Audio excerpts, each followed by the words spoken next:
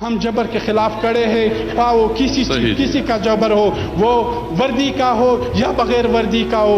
د پښتون ژغورنې غورځنګ مخکښ غړي علي وزیر چې څو ورځې وړاندې له زندان څخه خوشي شوی و بیرته زندان ته وړل شوی او له زندان څخه د پاکستان د پوځ مشر جنرال قمر جاوید باجوه ته په یو پرانیستي لیک کې ویلي تاریخ به فیصله وکړي چې د انسانیت پر ضد جرمونه چا کړي او بخښنه باید څوک وغواړي. نوموړي زیاته کړې دا پر هغه تریخ حقیقت اعتراف دی چې په دې هیواد کې د حکمرانۍ او سزا واک له چا سره دی او څوک علي او ملګري بیا زندان ته اچوي.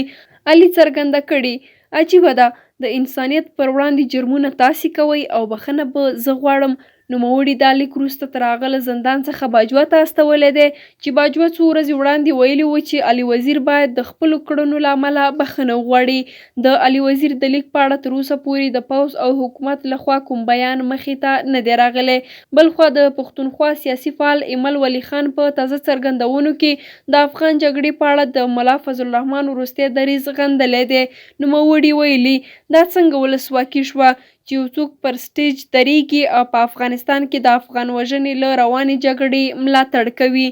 د په وینا په افغانستان کې له روانې جګړې ملاتړ له افغانانو سره ښکاره دښمني ده او پاکستاني حکومت ته پکار ده چې د ورته مداخلاتو مخه ونیسي.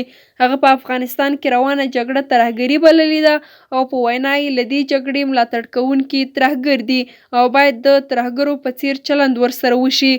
ملا فضل الرحمن له هغو پاکستاني ملایانو څخه دی چې تل په افغانستان کې د طالبانو له جګړو او فعالیتونو ملاتړ کړی دی.